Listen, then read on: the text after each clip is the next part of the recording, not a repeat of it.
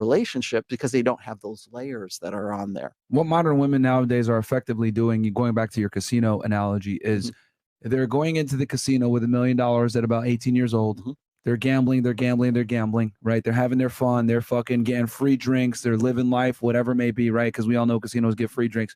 And they're having an experience. They're there with ballers and everything else like that at the casino. And next thing you know, 10 years whizzes by, right? They're 28, 29 years old now, and they're down to their last $100,000. And they're like, fuck. And they're in debt. They owe people some money. Their credit score is dropped off, etc. And they want to be able to walk into the fucking Ferrari dealership and get a brand new Ferrari, right, with bad credit and only $100,000. What's the dealer going to say? Sorry, ma'am, you don't qualify for this vehicle.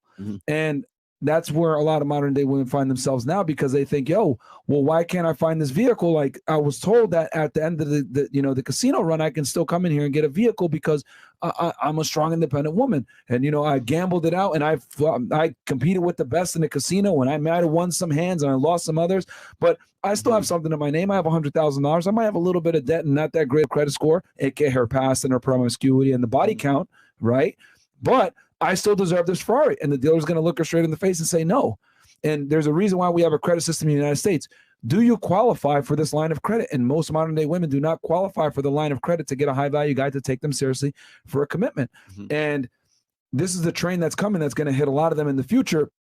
And again, Porizkova is just an example of that. And my thing is that what she's dealing with is a microcosm of what's to come in the future for so many other modern day women, because a lot of modern day women now get more attention than she does back in her prime. So we're going to see a lot more of her. And then that kind of gets, so as far as the dark future kind of thing, it's since that's do you want to do the doctor? Yeah, we will do that. Yeah, that's coming right up, but right after this point. When I think I've said this on the show before, it's you want some hope, you want some advice, ladies. You want advice. You think, oh, well, these guys, they're misogynists. All they do is complain. What are we complaining about today? Well, here we go. How about this? How about you appreciate the guy that you are with? How about that? Because as I said before, a woman can't look up to a man who's her equal. The guy has to be a little bit better, right? Facts. So when I was just on Leah Halpern's show, and I was talking about this, is like for women, their sexual market value burns hot and fast, and then it falls off. For men, it's slow burn, and you have longer to develop it. It goes slow, but you have a potential to have more of it than a woman who's just like bop bop, and that's it. So for men who are, like I always say, that men hit their sexual market value peak years right around 36, 37 years old. That's when guys are hitting their stride, and they made partner in the law firm, and they're still good looking. They stay on top of their shit. They have the more potential to be the most of what women find most attractive right around that time, right? So, but it's low and slow, but there's you have more margin for error to maximize what makes you attractive, what makes you arousing as a guy, what makes you a high value man. You have a longer period of time than what makes a woman a high value woman in the sexual market sense. But what happens is women need to understand that their sexual market value is slow. It's hot and fast, and it's off, right? It declines really quickly, because when it's a high peak parabola is what it is. Okay, so think about this. When a man, let's just say you take a couple and they're both the same age, okay? And the woman is 23 and the guy is 23. The woman is at the peak of her power. She's at the peak of her sexual market power. And she's like, you know what? I'm going to give it to you because I think you have potential, blah, blah, blah. Okay.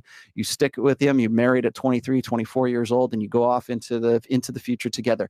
Now you're 34, 35, 36, and the guy is hitting his sexual market value peak, but the woman right now is most definitely not at her sexual market value peak anymore. She's 10 years past it, or maybe a little bit more, 12 years past it, right? And so what happens is, ideally, what should happen in a relationship between two people who are like both the same age is that woman goes through her peak years and she's at the top of her game. And then when she is on her decline and the guy is on his incline, that the relationship should be strong enough so that woman goes, oh, goddamn, I'm actually with a really high value guy. I got with a really good dude. Bam. And now if that is you, that's why I get so bent out of shape with like women got to build the equity, baby. Exactly. Well, build the equity, bitch. And then you listen to, we were just mentioning her name, Ayesha Curry's like, oh no, it's not good enough. It's not enough for me. It's like, bitch, you're like on your decline of your hard on your decline of your sexual market value, and you are with an apex alpha guy. Where